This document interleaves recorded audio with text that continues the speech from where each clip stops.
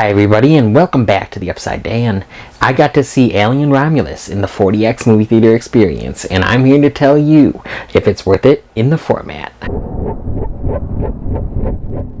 Before I get started, please make me your 4DX guy by subscribing to my YouTube channel, liking this video, and hitting that notification bell so you don't miss any more 4DX content from me. I'm trying something a little new. I'm going to go through this video capability by capability. I'll cross-mention some if it's applicable, which I'm also trying to do in shorts. So there's going to be my short, my 4DX review like usual. I'm doing each individual capability as their own short as well. I'm just going to try that, see how it works. Let me know down in the comment section if you like that idea, especially of the shorts. But if you like this, how I'm going to set up this video as well, let me know. I'll probably put timestamps in the description so you can skip around if you just want to hear about one capability. But let me know down in the comment section if you like this new format for this video and if you like the idea of doing separate shorts for each capability, but also doing my regular short as well. Or if you think that's redundant or overdoing it, let me know all your thoughts down in that comment section. So as you know, 4DX has a lot of different capabilities to really immerse you into a film. First up, I'm going to go through the seat movements and the seat capabilities for Alien Romulus in 4DX. Some standout parts are when the ships are blasting off, how they get started, switch all these switches, the thrusters start, whatever, the ship starts up. So the seats are vibrating with that, the seats are rumbling with that. It's not too intense, but it's elongated. If it switches to establishing shots or outside the ship, the rumbling does actually stop when the cameras are on the characters in the ship, starting up the ship, hitting all the buttons. The seats are rumbling and vibrating as if you're inside the ship, feeling it start up and feeling it about to blast off and then feeling it blast off. I thought that they really did a great job. It reminded me, not as intense, but the Mission Space ride at Disney, when it does feel like you're blasting off into space, it's not that intense, don't worry. There's a lot of weapons usage in here. When the weapons go off, the puffs of air at your neck and ears also blast off with that. It's not constant, but there is like a scene when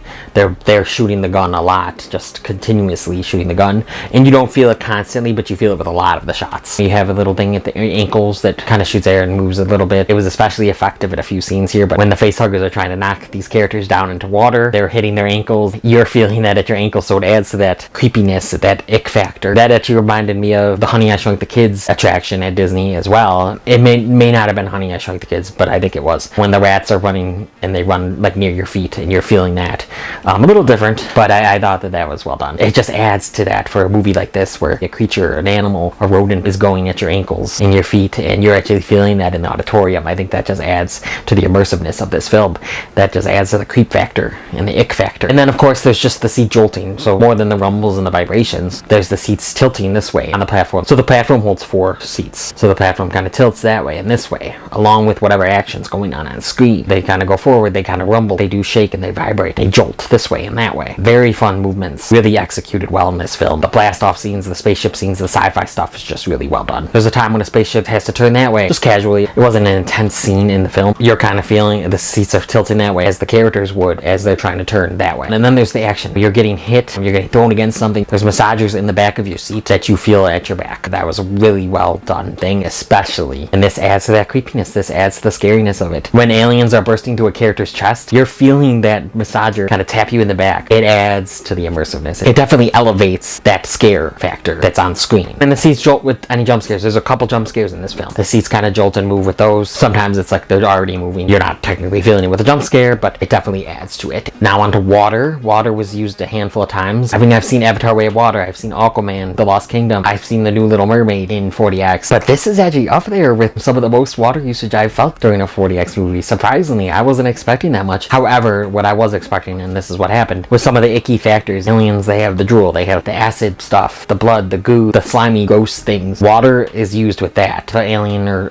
cocoon or the egg explodes. There's a compartment in front of you that shoots mist and pressurized air. It shoots the water mist at you during the scenes when like the aliens explode and their gooey stuff goes everywhere. So there's the ick factor there that adds to the fun and excitement of 4DX. What you're seeing on screen, you're feeling water, but it's like you're feeling what the characters are feeling without the acid that burns through you. Sprinklers go off in the movie in the ship. Water is coming down at you. It's dripping down at you. This was the part where I felt it for a long time. I was surprised. It's not constant. If a scene is like 4 minutes long, someone walking in the rain, it's not always going to be raining that whole time. You don't get soaked in 4DX. At least not at my auditorium. I've seen some auditoriums give out ponchos though. That might be the newer one in New York City that's the biggest 4DX 40X theater in the world, that might be there where they give out ponchos. At least in my theater, you don't need ponchos. You don't get that wet, but this was raining down for a little bit. That's the basics of water. It's used a good bit, at least in my auditorium. Remember, every auditorium is different. Maybe you had less water, maybe you had more water, maybe you do need a poncho.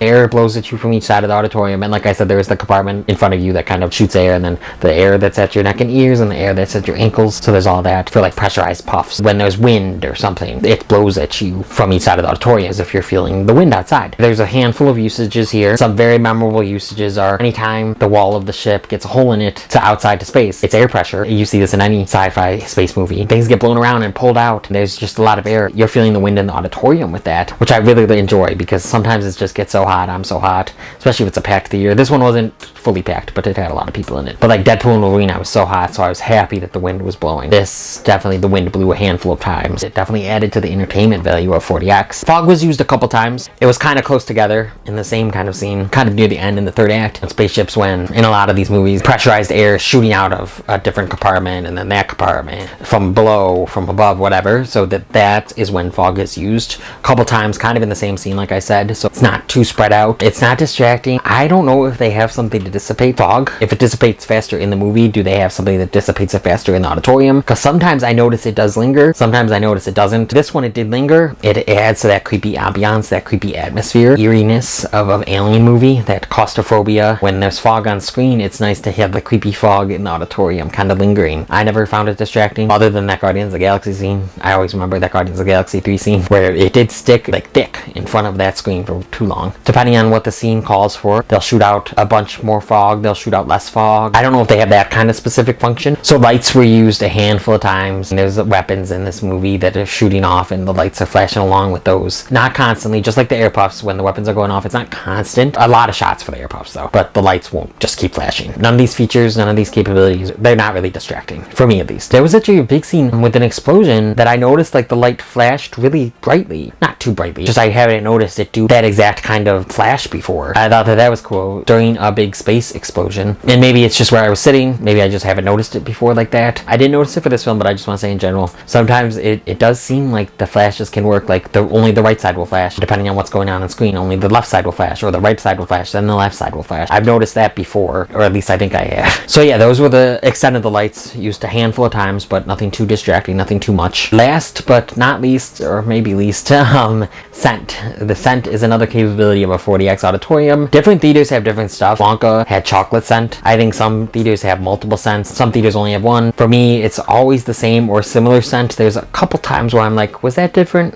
Not sure. Not during this movie though. During this movie though, there was one or two usages of scent. It was during this scene that's probably supposed to smell like gross, with a bunch of different alien cocoons, like I was mentioning earlier, like things. I don't know how to explain it. Bunch of gross alien things. I also don't want to spoil anything, but yeah, cocoons, eggs, those kind of slimy things. When they enter that and they see that big area, we get the scent in the auditorium. We get that same scent that I always get, they use for anything. So it's not really immersing you that much into the film, but at least you get a scent. And scents usually come when a character mentions a smell, and some, maybe if the auditorium has food smells, they'll go off during food. Like I said with the chocolate with Wonka, some auditoriums had that. I'll notice smell with nature sometimes. I think I've only noticed it once in this film, but there may have been 2 times. It'd be interesting to experience it in a theater that has multiple scents, like a grosser scent. The Figment ride in Disney World has a time when he's dressed as a skunk and you actually smell a gross smell when he sprays at you. So I think that's pretty cool in that ride. I think that some 40Xs are like that, but mine just has the one scent. So overall, like spaceships blasting off, just that. Those kind of scenes are made for 40X. Any vehicle stuff, really, in any movie. The vehicle, the action, the adventure, the weapons, the sci-fi, the thriller of it all, the explosions, those are really great scenes in 40X here. There's a lot of that stuff in this movie. Some stuff it's made to experience in this format. Not maybe to the same extent as Twisters, but this is another really great one. While film-wise it's much better than Borderlands, I think that the Borderlands 40X experience was fantastic as well. This one was just a fantastic 40X experience. A lot of great seat movements and a lot of the great different uses of the capabilities around you. The stuff at your ankles was really fun. I believe it's the Honey I Shrunk the Kids attraction at Disney World, where it felt like the rats were at your ankles. Kind of similar feeling to that. The blasting off is like Mission Space at Disney. Not as intense at all though. So there's a lot of fun to be had in 40X. I think it would be great to get your friends out, because it does have the horror elements. There's some jump scares that the 40 40X elevates, and just, it's a good film, and I think that friends will have a lot of fun with this movie in this format. Alien fans will have a lot of fun with this movie, especially before the last 20 minutes. The last 20 minutes, no spoilers, I think is going to be very divisive. It's still a fun time in 40X. Before that is really what the fans are going to love, and some people are going to love the